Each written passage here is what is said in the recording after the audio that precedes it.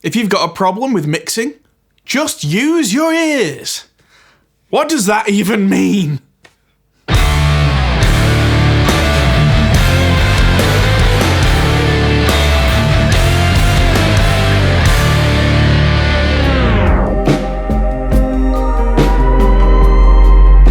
Hello everybody, I'm Adam Steele and I'm usually from Hot Pole Studios, but today I'm in the wonderful Middle Farm Studios, which is one of the nicest places. But when people say the phrase use your ears, that's why I drink. It's usually kind of an unintentional troll phrase, but it does have some merit when used properly, but it's so overused it's become the kind of have you tried turning it off and on again of the audio engineer world. But let's try and deep dive for a minute, try and give some of these people the benefit of the doubt and just explore what does that actually mean. I think it's long understood that certain engineers, mix engineers at the absolute top of their game, they might have a few nice shiny pieces of gear, some nice trinkets, but other than that they don't have anything that the rest of us don't have. And so the phrase golden ears comes in a lot of the time. These guys can magically hear things that only bats, cats and other Grammy-winning music engineers can hear.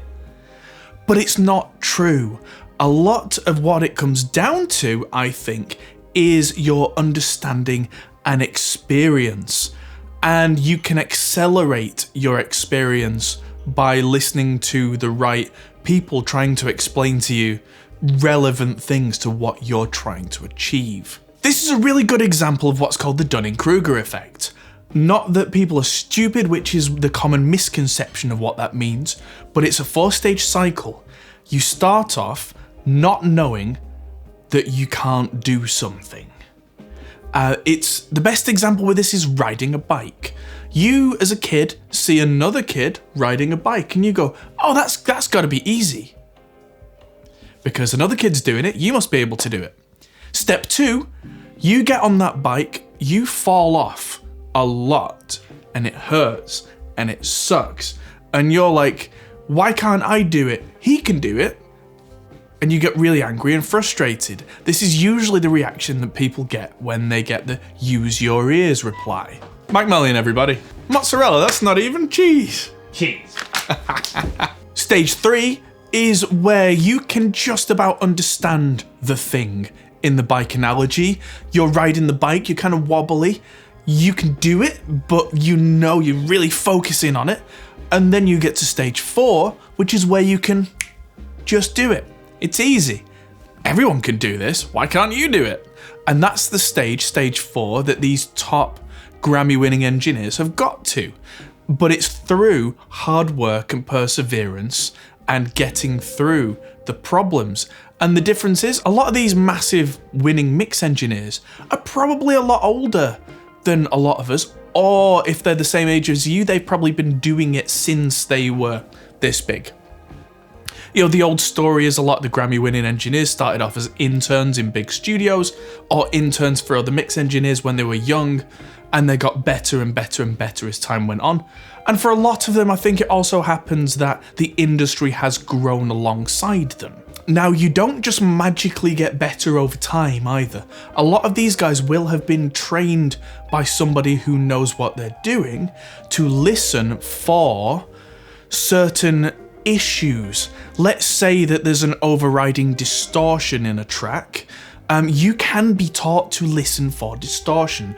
There might be a kind of an EQ problem on a track. You can be taught to listen for a specific frequency buildup. You can be given a chart of different frequencies. People can play you something and go, this is the 100 Hertz range, this is the 300 Hertz range, this is 1K, this is where a vocal lies. All that kind of stuff. You can be taught how a compressor sounds when it responds a certain way. So you can know by listening to something, you can go, hang on, this doesn't sound right because of this thing that I remember. I can put a name to that now. That's the compressor. Looks over at compressor. Oh yes, the compressor's going crazy. Fixes things.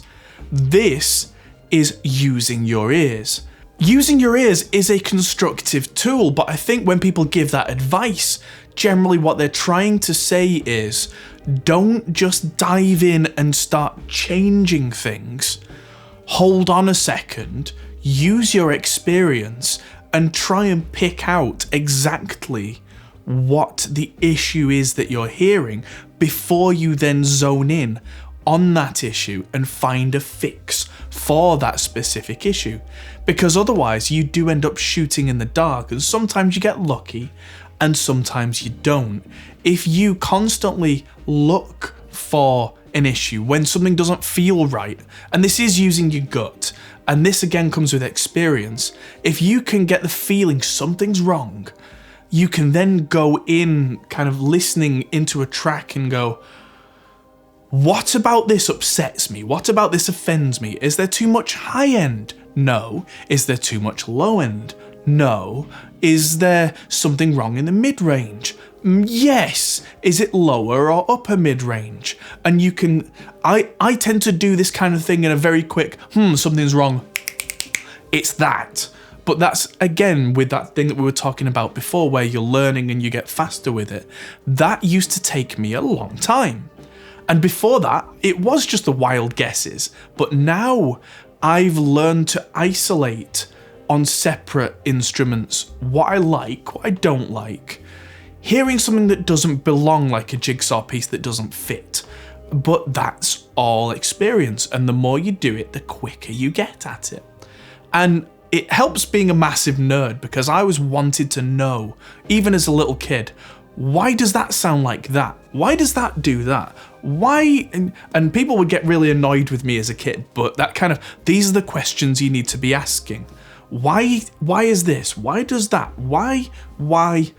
And that, once you get good at listening to a source and going, I don't like this bit about it, you can then hear an entire song with a lot of elements, and your ears can lock onto that instrument, and your ears can lock onto that thing you don't like, even before you've done anything like hit a solo button to try and iron out exactly where that problem's coming from. So whilst it's not helpful for older engineers or more experienced engineers to say to younger engineers, use your ears, it is technically true. But please, if you're a more experienced engineer, try and be more specific. Generally speaking, the words use your ears are so overused that their meaning has been lost. I think what we should say is, hold on a second, try and identify the issue before you make corrections. It's longer, it's a mouthful, it's not as easy to say as use your ears, but I think it's far more constructive, because then you might get feedback from the learning engineer saying, okay, I hear this.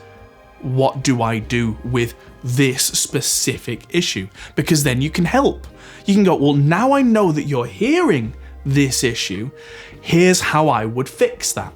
And then they learn something, and then you've taught, they've learned, everybody wins. And stop saying use your ears, it's not helpful.